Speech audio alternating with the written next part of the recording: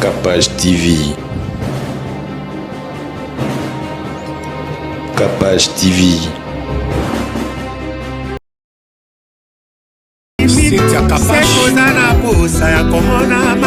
Congo Web. Cynthia Capache Airbag. Cynthia Capache. Cynthia Capache. Cynthia Capache. Malgré Capache motona lingeli mama machele motona lingeli makosina mana senti mama nabotola okongenga lokola moya mbugwe koko malanga. Ah, j'ai des larmes. Yeba que depuis na monaki yo nakoma troublé. lokola moto liboso ya des chemins Wapinzela bien. o troublé nga bongo. Non, est vrai. Cynthia Capache Airbag.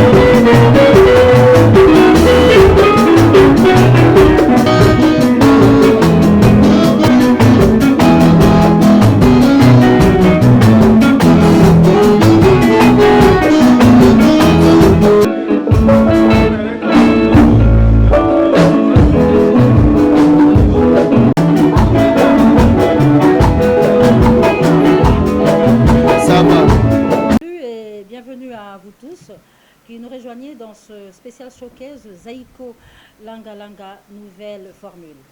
Ces showcase en fait c'est une façon d'annoncer le retour des activités du groupe Zaïko Langa Langa. Comme vous le savez, Josarnio Kalongo et son groupe viennent d'une tournée de plus de 6 mois au niveau des États-Unis et leur retour a coïncidé avec la disparition du poète Lutumba Simaro par regard pour ce grand de notre musique. Toutes les activités ont été suspendues et aujourd'hui c'est la reprise avec 2 productions, le 5 et le 6 juillet ici à Kinshasa au Showbuzz puis au village Chetemba, et cette reprise coïncide avec la sortie également de l'album Sève qui consacre en fait les 50 ans, les cinquantenaires du groupe Zaïko Langa Langa, parce que cette année c'est l'année de Zaïko. Et pour ce showcase spécial Zaïko Langa Langa, mesdames et messieurs, je ne suis pas seule. Ensemble avec le patron de Top Congo, monsieur Christian Lusakweno, nous allons vous tenir compagnie pendant maintenant 1 heure, parce que ce sera 1 heure d'agrément, de témoignages pour parler de Josarnio Kalongo, du groupe Zaïko Langa Langa, de l'album Sève, mais aussi et surtout de ces 2 productions du 5 et 6 juillet ici à Kinshasa qui consacrent le retour des activités du groupe Zaïko Langa Langa. Mamie Léla, bonjour et merci. Bonjour à tous d'être venus. Bonjour chers confrères, bonjour chers artistes. Bonjour Nyo Kalongo. Merci d'être avec nous pour ce showcase assez particulier parce qu'il va certes parler des 5 et 6, il va certes parler du grand retour sur scène de Zaïko Langa Langa après cette longue absence. Mais il va surtout revenir sur 50 ans de carrière. Beaucoup d'entre nous, je ne m'exclus pas, même si je n'en suis pas, n'étais pas né en 69, mais sont très intéressés à en savoir un peu plus sur ce qui va se passer pendant ces 6 prochains mois jusqu'au 24 décembre 2019, date de la commémoration du cinquantenaire de ce groupe mythique Zaïko Langa Langa. Alors qui dit showcase dit d'abord art. Avant ou juste après avoir fait parler un peu le président Nyoka Longo Jossar, qui aujourd'hui va aussi savoir ce que ses pairs pensent de lui. À côté de lui, il y a Jibem Piala, le président du groupe Wenge Musica, que je remercie d'être là. Et il y a aussi un autre grand artiste qui, lui, ne savait pas qu'il peut-être, on a lui demander son avis, mais qui a fait le tour du monde, qui est à Kinshasa pour le moment, une présence remarquable dans la capitale de la République démocratique du Congo, un grand amateur de Zaïko, il nous l'a dit, il nous l'a redit, il a accepté gentiment d'être avec nous aujourd'hui. Je cite Lokwakanza Pascal qui est avec nous. Donc aujourd'hui, Mamie est là pour le premier interrogatoire. Nous avons les moyens de le faire parler. Ouais. Pensez au Lingala. Pour le français, ce sera peut-être moi, par respect pour vous, mais pour le Lingala, c'est Mamie, ça c'est bon. certain. Alors merci Christian. Je voudrais quand même signaler aussi la présence des journalistes présents dans ce showcase spécial pour des interventions de temps en temps, des questions qu'ils auront à poser au président Jossar Nyoka Longo en rapport avec les 2 productions du 5 et 6 juillet, en rapport avec cette tournée, cette longue tournée des États-Unis, mais aussi l'album Sève. Et on n'oublie pas qu'il y a ce livre. Il y a un livre que Jossar a écrit sur Zaïko Langa Langa, on va en parler tout à l'heure. Jossar Nyoka Longo, bonjour. Bonjour Mamie Lela. Bon bonjour. Anniversaire hein, pour la 50 ans Zaïko. Merci, merci. Merci. Alors, nous avons un liboso, nous avons aux États-Unis. Bobeti ndenge nini kwa lisolo biso tozala ngwa kuna bao ya biso balingi mbunda elela lisusu kuna te mais yo tamboli bamboka nyonso ya États-Unis wana mbunda Zaïko eleli toyoki masolo osali ndeni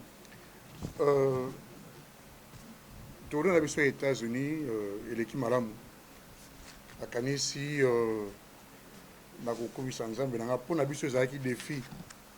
D'abord esalami lokola défi ya liboso ntango baninga bakobeta na bagrande salle na poto beaucoup balobaka Zaïko esila. Et il s'est fait que tu aurais été date moko na kobeta avec le producteur Félix Petit. Ba date on est simbarate visé bimarate. Ndenge balobaka moto okana nzamba kosukisa. Et il s'est fait que tu as qui kozwa date ya kozwa salle avec le 7 septembre date anniversaire mangai. Et on est en 2002, yango pe se répéter mbala oyo. Il fallait to kende mais producteur a bani d'abord la prestation la date le 7 septembre aux États-Unis. Donc, tu as un concert le 7 septembre avec l'anniversaire. Au total, tu as 28 concerts aux États-Unis. Au Canada, tu as dans 3 villes. Tu as visité au moins 11 États. Pour qu'on ait légitimement mon aîné. Et on arrivait même à faire parfois 13 heures de route. On a atteindre l'État mosusu, on a butu, on a commis la butu mosusu. Et nous, c'est l'équipe malamu. Et quoi qu'ils aient quand on a canisi, et pas et moi, mais quand on a ali, la canisi même, on devrait me qui n'est pas revivre en haut. Et ali, et loko, dans le bac on a été, c'est les binazas qui belle la yango. La canisi, et loko, musique, ya bandeko, waninga, parce que ça, la louange, adoration, tous ali, bangouna la bangote. Et tu croyais qu'on comprend que nous avons pays aux États-Unis, même si nous avons la liberté à la famille, pas parce que le pasteur n'a pas gagné la histoire. Donc, il y a un peu de handicap pour nous, mais il y a une musique éditée, parce que le pasteur a pris la musique à Zaïko. Et les cas de malamu, et la canisi, baninga mingi, ou après, na baninga Zaïko, bazana bobangi natang bayoki ke batomine bakimi na kati ya lingomba. Et pour la mission pour le groupe est au complet. Les 4 on a des nouveaux venus. Donc on va m'inviter. Bazui occasion on y a beaucoup aux États-Unis. Bakimi aux États-Unis. Monsieur les Kibalam que sont balam na bazui na biso. Toyokani, boki makam présent là bien. à expliquer les solos aux États-Unis, à celui qui a envoyé bien. Alors, on est avec Jibem Piala. Avec Jibem Piala, qui aura à faire son témoignage tout à l'heure, mais puisque la lobby n'a pas Sabino, je veux parler en français. Nyo Kalongo nous a expliqué que la tournée s'est bien passée, 28 concerts, autant d'États visités, 3 concerts au Canada, un retour, 7 mois loin du public, presque 3 mois depuis le retour, sans concert. En tout cas, le jour du concert, le 5, ce sera, on aura le 6, le 5 et le 6, vous aurez totalisé 3 mois. Est-ce que Zaïko se sent en forme ou prêt avec un nouveau CD pour prester devant le public congolais?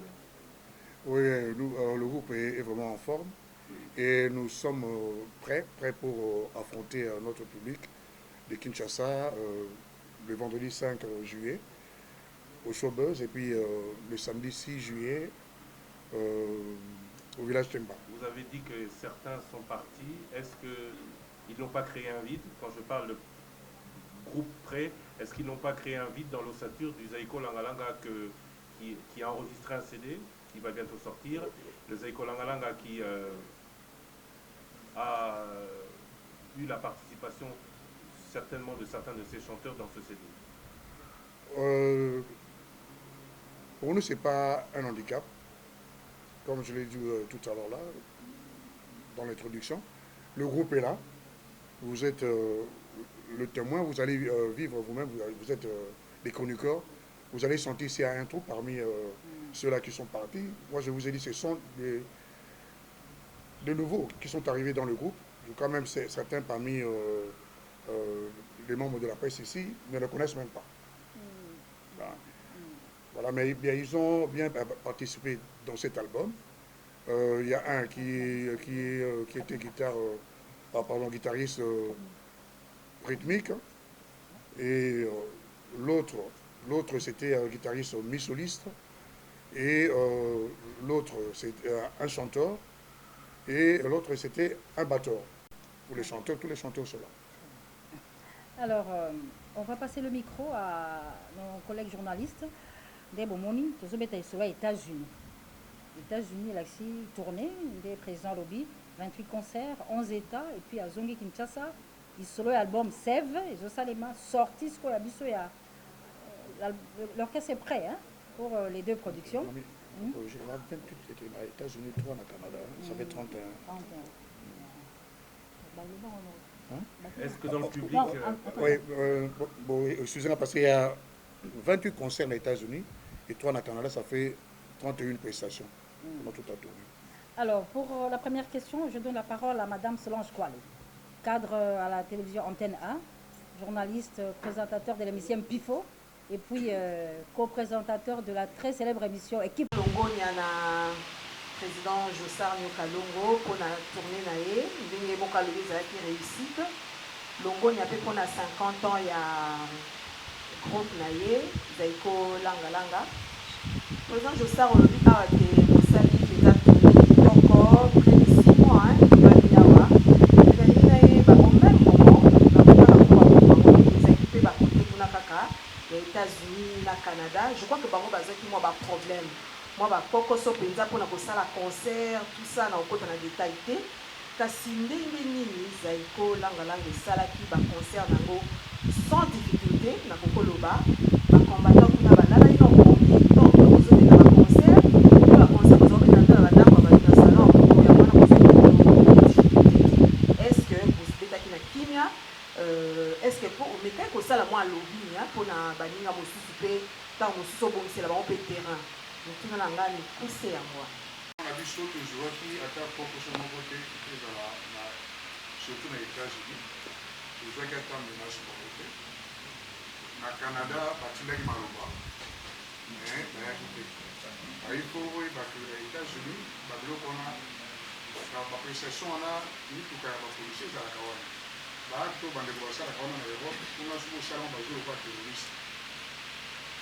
Donc mpona bisalaki te na Canada pardon na Dallas nazwaki mwa ngonga ya kosola na ndeko moko ya kopapa po ntango to kobeta ale nayebaki po azalaka moto oyaki na statut ya kala ya marechal ali koloba na ngai ke bokobetana bino problème ya te nde ifo bolukaka boyembaka biso boluka bo enfin bolamusa population na bakamizele bayi moto na moto aza na mosala na ye ya mosala nga nayebi yo ozali na grand officier ozwa formation na yo nayebi ke bere vere oyo olataka nakolela to nakomonana na yo na ntango nayebi na mosala wana masolo toyai koyoka otape na banino oyaki na instructeur banino po ozwa bere vere wana ozwa pe corporate ntango mosusu yango ekota banzoko ekota nde na kati ya zamba tantoema na zamba mpona application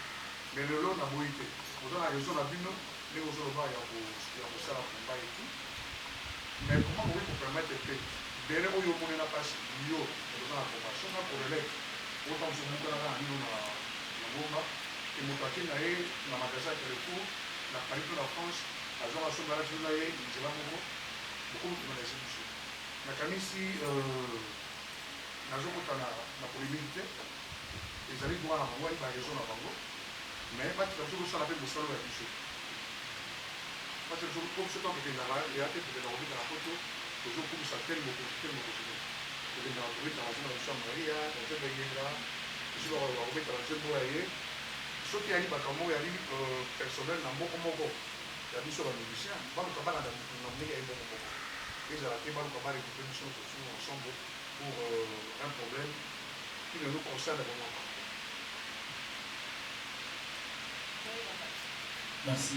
Album ya ngai moko zosa album ya orchestre biso tokoli tobotana na biloko na te balekela biso bayesi nsima nde baoki chanson ntango biso tobandaki na badisque demi ya 45 tours et la configuration aussi ya zaiko eza te album ya merizo album ya bini album ya zosa non eza chaque album ya orchestre même l'album pour la vie de recherche quelqu'un m'a dit la même chose parce qu'on m'avait posé la même question aux États-Unis abe venir wanzemba no wanzemba so yaki ngai na koyi kozala égoïste te mais merizo asenga ngai tangi nzembo ne mibale c'est comme na album oyo abana ba titre dudu aza na titre moko mbute titre moko ezali kuti ya mbute mashakade et mosusu ezali ya deux personnes oyo baza na musende oyo deux wana ezali ba folklore moko ezali folklore ya bato ya ngambo ya bazali kote ya mabwa mosusu ezali awa eyali ya bandeko na miso ya katanga balubakati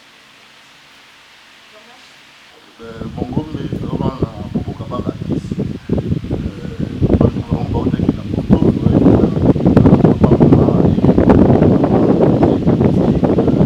félix bayi kobeta balobi te balingi basala mwa orchestre bon bateste ye mpe ebandeli ya eloko yango wana ki devi azalaki devi ayebaka déjà ça alobi non mpena ya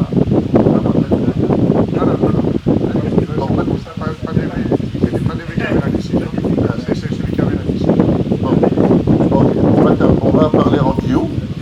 Alors, on va parler en duo parce que, bon, il y a maintenant donc le pango, tant aux banda, il y a banda, bon, on a complété.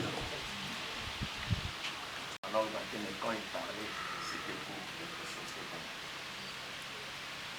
Bon, 5 ans, pas pour ça, 50 ans, il y a beaucoup.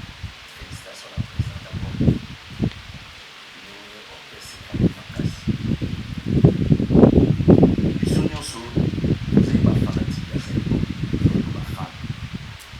biso tolanda zaiko toyebaka te kayanze mpe tokomaka musicien biso tobanda okota bamai elika na ta mosusu okoti boye okoti te obinga libanda kuna plein moyen okota eza te donc biso toyeba histoire toyeba vrai fan donc quelque part zaiko nous a donné aussi envie de faire la musique pour ça ya kosala pe musique mpona zaiko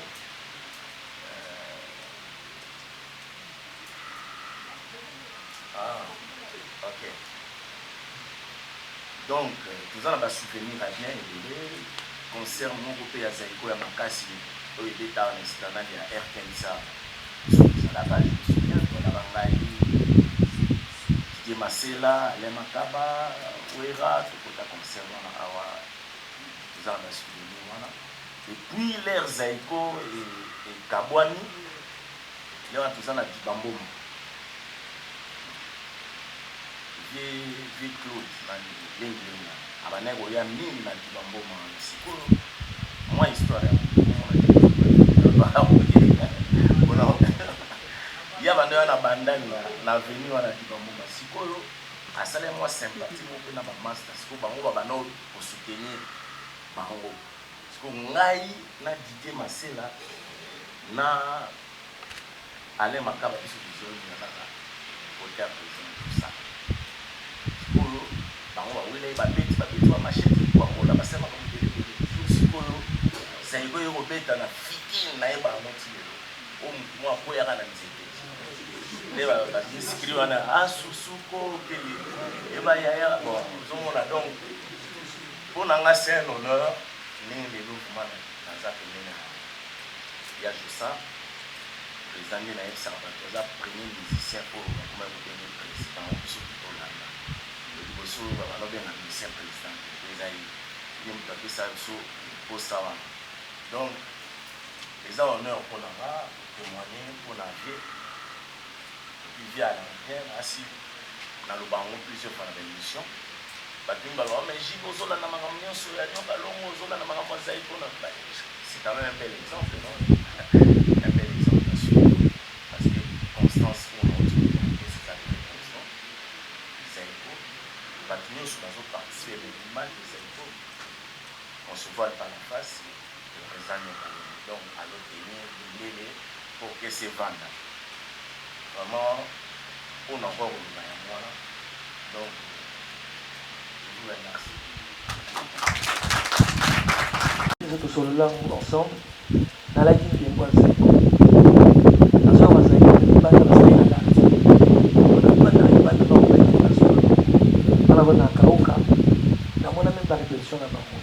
alors il y a un truc très important, vous avez Sabino, et j'espère que vous avez déjà belé.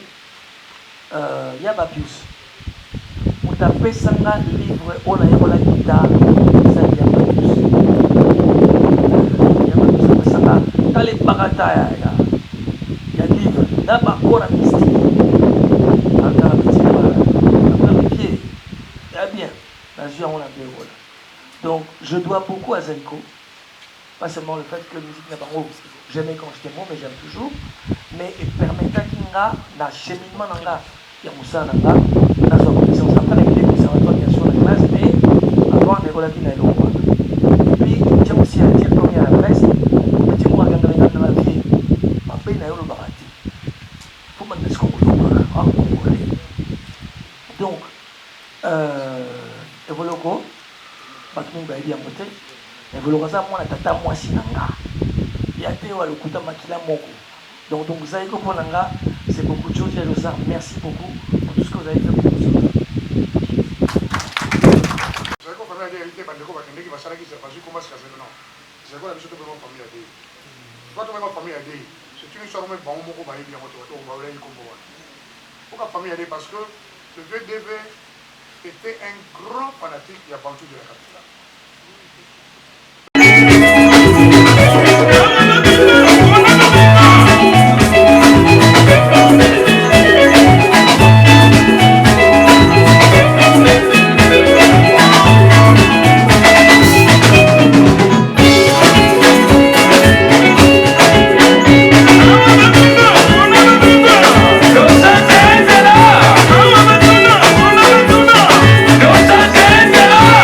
Don't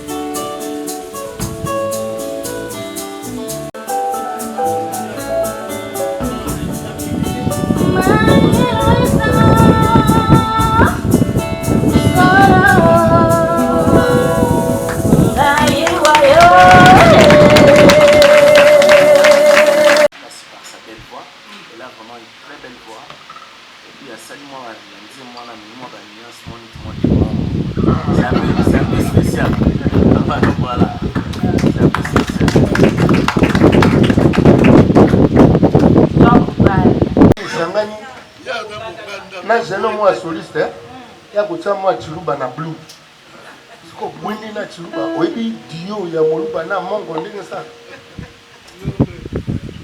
naleli simplement naleli place au groupe Zaïko Langalanga, mesdames et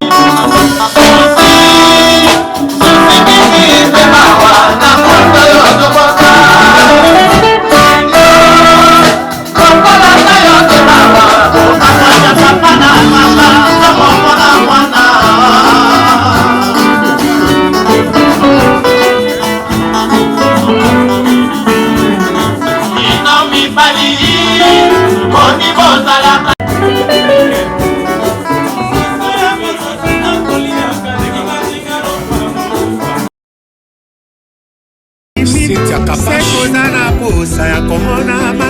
Congo Web Cynthia Kapash Airbag Cynthia Kapashi Cynthia Kapashi Cynthia Kapashi Malgré Kapashi mokona lingeli ngite Mama machele mokona lingeli ngite Makosena mama seki mama nakututula Okongenga lokola moya mbugwa Koko malanga. Ah, j'ai des larmes. Yeba que depuis na monaki yo. Nakoma troublé. Lokola moto liboso ya des chemins wapinzela bien. O troublé nga bongo. Non, est vrai, est vrai. Cynthia Kapash Airbag.